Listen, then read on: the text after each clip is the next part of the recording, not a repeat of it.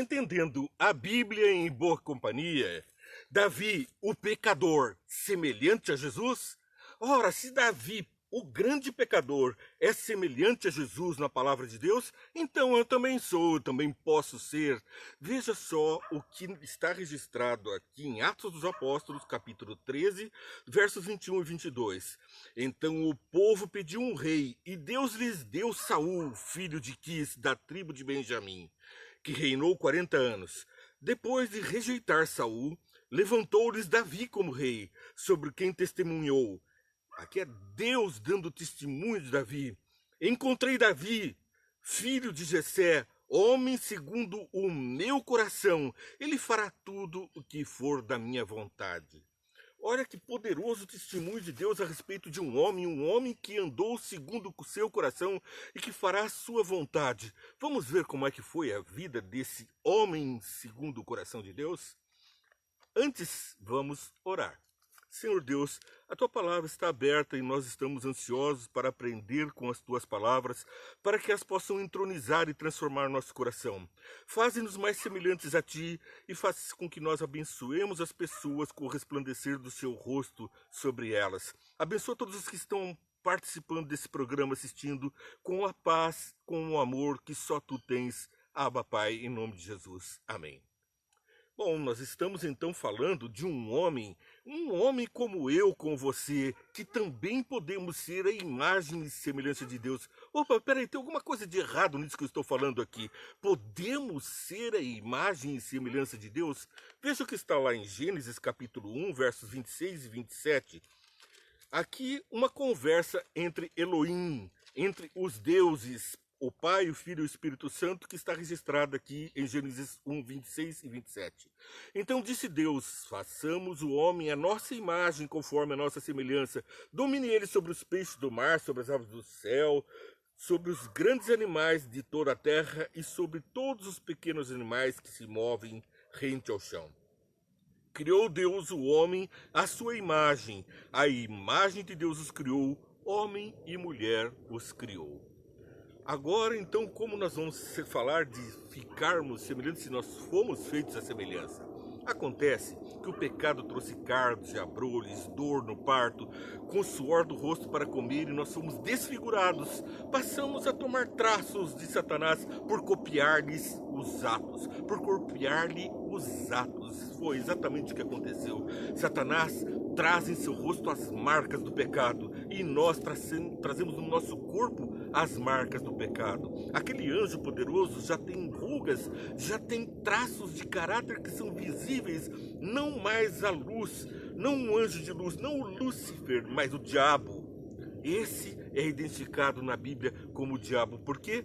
Porque ele se desnaturou, ele quis subir acima nos céus, sentar-se na Assembleia de Deus, no trono de Deus, e de lá foi lançado para o ápice, para o abismo, para o inferno. Estamos nós aqui convivendo com essa criatura e ficando parecidos com ele, ou sendo revigorados à imagem e semelhança de Deus? Davi ficou parecidinho com ele. Ele primeiro estava negligenciando, descansando no palácio enquanto seus soldados estavam guerreando. Aquele valente que havia derrotado o gigante Golias e que havia destruído os filisteus e vários povos, agora estava descansando até tarde. Quando acordou de tarde, passou a cobiçar a mulher que descobriu que era a mulher de Urias. Assim ele violou um mandamento de Deus registrado lá em Êxodo, capítulo 20. E então ele passa, além de cobiçar a mulher, que é o 10º mandamento, registrado em Êxodo, capítulo 20, verso 17, ele passou a chamá-la e a adulterar com ela, violando assim o 7º mandamento registrado no livro de Êxodo, capítulo 20, verso 14. Depois, para esconder o fruto do pecado, nascia então uma criança. Essa criança revelaria o pecado. O fruto do pecado não era propriamente a criança, mas o adultério que seria revelado. Então ele providencia chamar Urias, o marido dela, e tentá-lo a coabitar com ela, a ter relações com a esposa, para que dissessem que o filho era dele. Não deu certo o plano. Urias seguiu na sua trajetória, na defesa da sua pátria, nos conselhos de Deus, na defesa do próprio Davi. E o que acontece? Davi manda matá-lo, manda o exército colocá-lo na frente de batalha e depois recuar para que ele fosse morto. Assim, ele comete o não matarás. O sexto mandamento é violado lá de Êxodo, capítulo 20, verso 13. A importância dos 10 mandamentos, porque uma violação leva a outra, um pecado leva a outro, e um pecador chama outros após si. Aí então vem o falso testemunho. A gangue se formava. Estava ele, Joabe, seu cúmplice lá, o seu sobrinho e cúmplice na morte de Urias, porque foi Joabe, o general que mandou que deixasse o capitão Urias na fronte de batalha abandonado. E depois o mensageiro, cada um deles foi aumentando o rol de pecadores. O destino de Joabe, nós falamos ontem, foi cruel, mas trouxe tormento para Davi a vida toda dele, porque as consequências do pecado vêm. Mas o que aconteceu naquele diálogo está lá registrado em Samuel. Lá no 2 Samuel, nós vamos ver então como que foi essa situação vivenciada ali. Primeiro, então Davi encheu-se de ira contra o homem e disse a Natã, porque Natã estava repreendendo Davi e trouxe uma história de 2 homens, um muito rico, que tinha muitas ovelhas, muito gado, e roubou uma ovelha única de um pobrezinho para servir a seus convidados. Então Davi encheu-se de ira contra o homem e disse a Natã, juro pelo nome do Senhor que o homem que fez isso merece a morte. E Natã diz, esse homem é você. E agora então ele se enche de grande responsabilização pelo seu pecado. Ele se convence que ele é um pecador. E então vem aqui, ele diz, por isso a espada nunca mais afastará da sua família, pois você desprezou e tomou a mulher de Urias, o hitita, para ser sua mulher. E depois então vai adiante, verso 13, então Davi disse a Natã, pequei contra o Senhor. Aquele que confessa seus pecados e muda, tem o perdão de Deus. Vamos testar isso? E Natã respondeu, verso 13 ainda, o Senhor perdoou o seu pecado. Aquele que confessa alcança a misericórdia, diz a palavra de Deus. Deus perdoou o pecado e agora, então, ele não escapa das consequências, da responsabilidade do seu pecado, mas ele encontra descanso no Senhor. Passa, então, a salmodiar, a cantar com alegria um grande salmo da Bíblia que está lá no Salmo 51, e hoje a ênfase está no capítulo 13 a 19. Aqui ele se parece direitinho com Jesus. Por quê? Porque eu vou fazer aqui um paralelo entre Salmo 51, o cântico de Davi, os salmos de Davi, com o que está registrado em Mateus capítulo 9, verso 13, que é a oração do Pai Nosso, tão bem conhecida, decorada e recitada por nós todos. Bom, nós vamos fazer esse resumo da seguinte forma. Vamos traçar Mateus capítulo 6, versos 9 a 13, começando com o verso 9, portanto.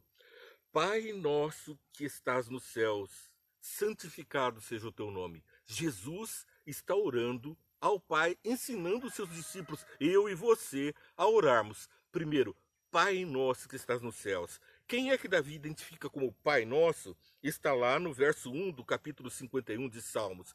Tem misericórdia de mim, ó Deus. Deus é o nosso Pai. Ele é quem nos fez a sua imagem e semelhança. Tem misericórdia de mim, ó Deus, por teu amor. É um Pai de amor, é um Pai de misericórdia. Por tua grande compaixão, apaga as minhas transgressões. Mas isso já está avançando sobre o verso 10. Porque venha a nós o teu reino, seja feita a tua vontade, assim na terra como nos céus. Qual é a vontade de Deus que nós podemos pedir? Quando você quer que a sua oração seja atendida, você deve orar de acordo com a vontade do Pai, porque com certeza será atendido. Se ele diz, amai-vos uns aos outros, a Deus sobre todas as coisas e ao próximo como a ti mesmo, se você faz uma oração egoísta contra o teu próximo, a resposta vai ser, como Jesus disse, quem me pôs por juiz entre vós? Nós temos que orar pela graça, pela bondade, de acordo com a vontade do Pai, uns pelos outros. Mas aqui então vem a oração de Jesus. Venha a nós o teu reino, seja feita a tua vontade, assim na terra como nos céus. A vontade do Pai está registrada por Davi, que por sinal é um tipo de Jesus, é um símbolo do que seria Jesus, assim como José, assim como Adão, assim agora Davi também representa o sacerdócio de Jesus. aquele ministério de salvação, intervenção dos céus para a nossa restauração à imagem e semelhança de Deus. E aqui vamos então ler o verso 6 do capítulo 51. Sei que desejas a verdade no teu íntimo, e no coração me ensinas a sabedoria. Então, o desejo de Deus para nós é que nós tenhamos verdadeira, nós sejamos autênticos no nosso arrependimento do nosso pecado. Porque aqui do verso 1 até o verso 6, Deus tem misericórdia de mim, por tua grande compaixão. E vai alimentando a mesma. Eu reconheço as minhas transgressões, o meu pecado me persegue. Pequei e fiz o que tu reprovas, de modo que a justiça é a tua sentença. É justa a tua sentença. Tem razão em me condenar. Sei que sou pecador. E então, depois da confissão, venha obedecer à vontade do Pai. Você não pode só falar eu sou pecador e continuar pecando.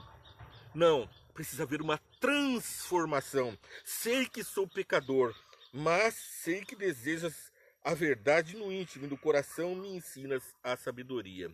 Agora então vem, purifica-me com o isopo, lava-me, transforma o meu ser. Mas vamos seguir lá de acordo com a nossa comparação entre o livro de Salmos feito por Davi e a oração do Pai Nosso. Pão nosso de cada dia nos dai hoje. Quem é o pão nosso senão Jesus?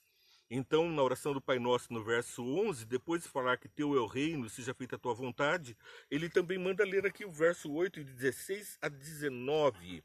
16 a 19 vai dizer mais sobre a vontade de Deus. A vontade de Deus é, Deus não se deleita em sacrifícios, nem te agradas de holocaustos, senão eu traria. Os sacrifícios que agradam a Deus são o espírito quebrantado, um coração quebrantado e contrito. Ó Deus, não desprezarás. Um coração contrito não desprezarás. Por tua vontade, fazes Sião prosperar. Ergue os muros de Jerusalém, então te agradarás dos seus sacrifícios. Ergue os muros de Jerusalém, vamos ver que é uma barreira contra o pecado. Então vamos comparando ainda na nossa lição, o verso 19, a barreira que Deus colocou contra o pecado. Por quê? Porque teu é o reino é de Deus, e ele põe barreiras contra o pecado. Se nós nos arrependermos, confessarmos e pedirmos, purifica-me com os outros, transforma-me no ser. Bom, vamos para o verso 12 de Mateus, capítulo 6. Perdoa as nossas dívidas, assim como nós temos perdoado aos nossos devedores. Bom, Salmos, vamos retomar aqui. Mateus, capítulo 6, verso 12. Perdoa as nossas dívidas, assim como nós perdoamos aos nossos devedores. Olha que cuidado, hein? Ama teu próximo como a ti mesmo. Você perdoa quem te deve e é perdoado. Se não, não tem perdão quem não perdoa, porque é dando que se recebe. Mais bem-aventurada coisa é dar do que receber. E o paralelo no livro de Salmos, capítulo 51, o paralelo em Davi, sobre perdoa as nossas dívidas como nós temos perdoados, está no capítulo 51, do verso 1 a 5, 7, 9 e 14. Um breve resumo. Vamos lá. Para encontrar o descanso em Cristo, vamos ver o que Davi faz. 51, versos 1 a 5. Tem misericórdia de mim, ó Deus, por teu amor, por tua grande compaixão, apaga as minhas transgressões, lava-me de toda a minha culpa e purifica do meu pecado, pois eu mesmo reconheço as minhas transgressões. Temos que reconhecer as transgressões e a nossa incapacidade de vencê-las. O meu pecado sempre me persegue. Veja, Davi reconhecia que o pecado estava sempre diante dele. Ele não conseguia ultrapassar essa barreira do pecado. Por isso, Deus precisava colocar a barreira, porque é dele o reino. Contra ti, e só contra ti pequei e fiz o que tu reprovas, de modo que é justa a sentença. A sentença é justa, por isso Jesus teve que morrer. Porque se a sentença fosse injusta, Jesus não precisaria morrer. No meu lugar, a sentença de morte, que era para mim, que na palavra do próprio Davi, esse homem tem que morrer. Aquele que pecar, essa alma morrerá, diz a palavra de Deus. Agora nós temos uma alma que não pecou, Jesus, que morre por essa alma que pecou. É uma substituição na morte e no sacrifício para que o reino de Deus prospere em refazer a imagem e semelhança de Deus. Porque se fomos desfigurados pelo pecado, Jesus agora nos traz nova vida, nos veste no manto de justiça e somos encontrados na graça. Agora, novamente, a imagem e semelhança de Deus. Esta é a mensagem do Evangelho, é o objetivo da atuação do Espírito Santo, de Deus o Pai e de Deus o Filho. Essa trindade está envolvida em uso de anjos e homens para levar uma mensagem de restauração, regeneração do homem à imagem e semelhança de Deus, aqui e agora. Não é no céu, não é na volta de Jesus, quando seremos transformados em incorruptíveis. É agora. Não que você vai ser santo agora, mas você passa a ser semelhante a Jesus, porque ele disse: se me amardes, guardareis os meus mandamentos. Os mandamentos se resumem em amar a Deus sobre todas as coisas. E por isso, porque amamos a Deus sobre todas as coisas, aprendemos a amar os filhos deles, os nossos próximos como a nós mesmos, porque nós também somos filhos de Deus. Isso é o que está registrado lá em Atos capítulo 13, 21 e 22. Então o povo pediu um rei, e Deus lhes deu Saul, filho de Quis, da tribo de Benjamim, que reinou 40 anos. Depois de rejeitar Saul, levantou-lhes como rei, sobre quem testemunhou: encontrei Davi, filho de Jessé, homem segundo o meu coração, que fará tudo o que for da minha vontade. E em Romanos capítulo 8, verso 14 a 17, vamos ampliar esse assunto, porque todos os que são guiados pelo Espírito, você é guiado pelo Espírito? Todos que são guiados pelo Espírito de Deus são filhos de Deus. Nós somos guiados pelo Espírito, somos de novo a imagem e semelhança de Deus, pois vocês não receberam um Espírito que escravize para novamente temerem, mas receberam um Espírito que os adota como filhos. O Espírito Santo nos adota como filhos, nos corrige, sim, mas traz a semelhança de Deus. Para isso, nos corrige, porque eu repreendo e castigo a todos quanto o amo. Por meio do qual, do Espírito, clamamos: Abba, Abba, papaizinho, papai querido, Pai, Abba, Pai. O próprio Espírito testemunha ao nosso Espírito que somos filhos de Deus. Se somos filhos, então somos herdeiros, herdeiros de Deus e co-herdeiros de Cristo, se de fato participamos dos seus sofrimentos, para que também participemos da sua glória. Somos irmãos de Jesus. Também somos do reino celeste e agora encontramos a nossa imagem e semelhança refeita em Jesus. Por isso é que João capítulo 3, verso 1, 1 João capítulo 3, verso 1, vai dizer que: vejam como é grande o amor que o Pai nos concedeu, sermos chamados filhos de Deus, o que de fato somos. Por isso o mundo não nos conhece, rejeitarão a Cristo, rejeitarão também aqueles que amam a Deus e guardam os seus mandamentos. Mas aqueles que querem a semelhança de Deus e as bênçãos registradas, como estávamos lendo, precisam assemelhar-se a Jesus. E continuamos, então, nessa forma de sermos semelhantes a Ele, quando continuamos aqui o paralelo que estávamos traçando entre a oração de Jesus, o Pai Nosso, e agora trazemos o verso 7 e 9 do capítulo 51. Purifica-me com o hisopo e ficarei puro, lava-me e mais branco que a neve serei. Então ele pede para ser purificado com o hisopo porque os seus ossos estavam contristados, secos, quebradiços pelo pecado. Deus o havia convencido de seu pecado e ele ficou triste, entristeceu-se. Mas purificado pelo hisopo, uma planta que tem grande poder purificador. É com o hisopo que se fazia também os incensos, as essências que purificavam o templo. Ele é parecido com o alecrim, que nós conhecemos muito bem aqui, com a lavanda. São duas plantas que têm poder de perfumar, de neutralizar maus odores, de trazer paz e também de ungir.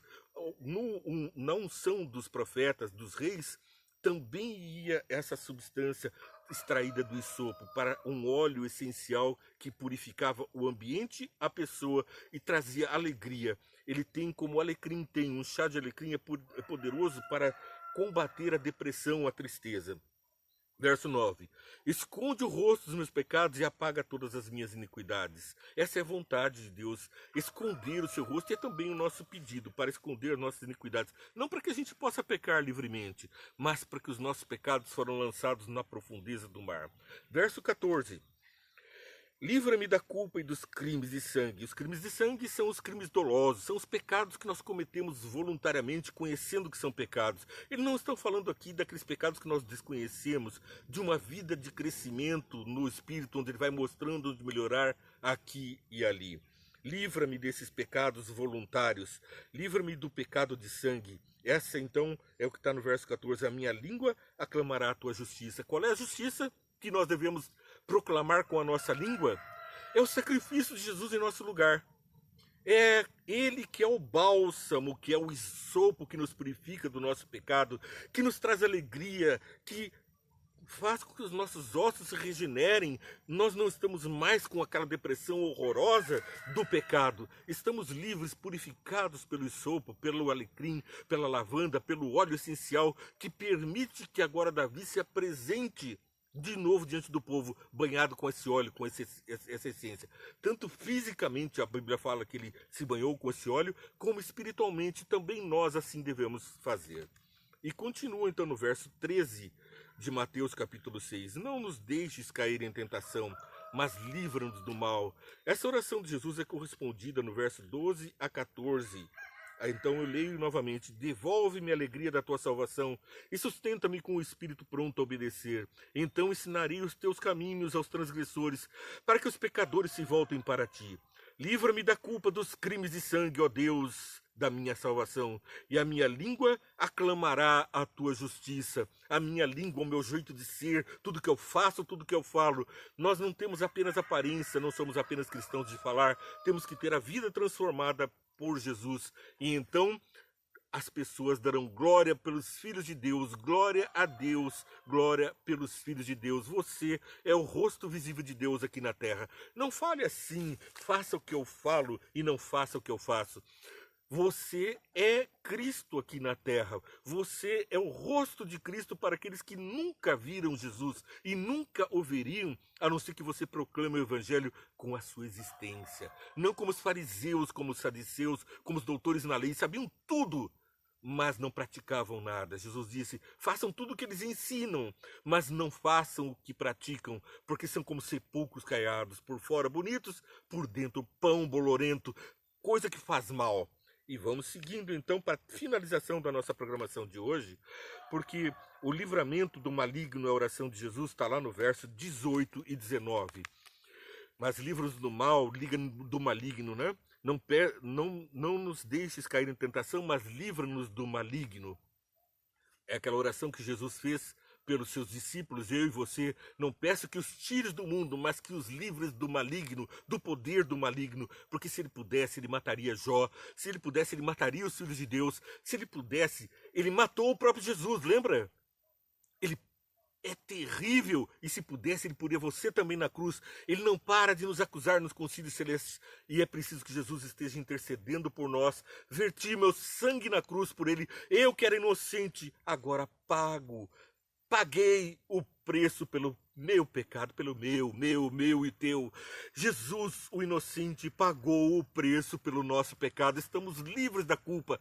Alegremo-nos como o hisopo pela purificação que tivemos.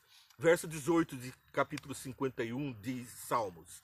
Por tua bondade fazes Sião prosperar, ergue os muros de Jerusalém. A proteção contra o inimigo, contra Satanás, está aqui, porque Deus ergue o muro diante de nós e de Satanás. Então te agradarás dos sacrifícios sinceros, das ofertas queimadas, da minha forma de viver, porque já não vivo mais eu, mas Cristo vive em mim. Alegra-me dos holocaustos e novilhos serão oferecidos sobre teu altar. Misericórdia quero e não sacrifício.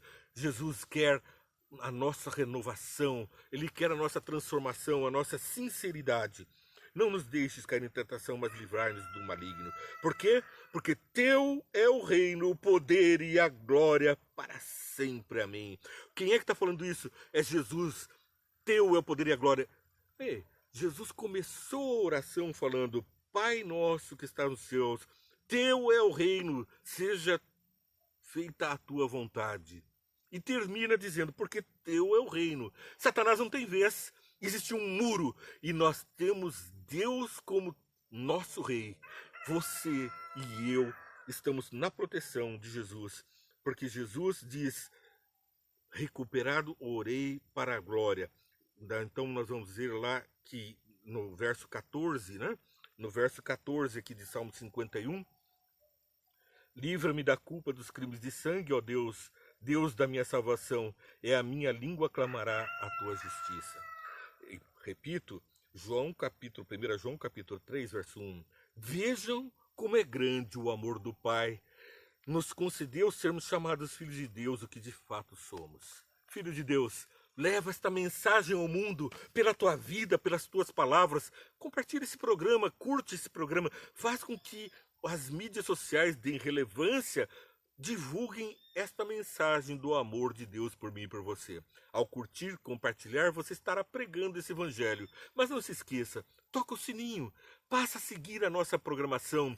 Existem muitos vídeos do amor do Pai no Entendendo a Bíblia em Boa Companhia, todos os dias com você. Você assiste também os 5 Minutos do Entende. Curte, compartilha, segue a programação, abençoa pessoas e temos em todos nós uma vida transformada, cada dia mais semelhantes a Ele. Que Deus te abençoe.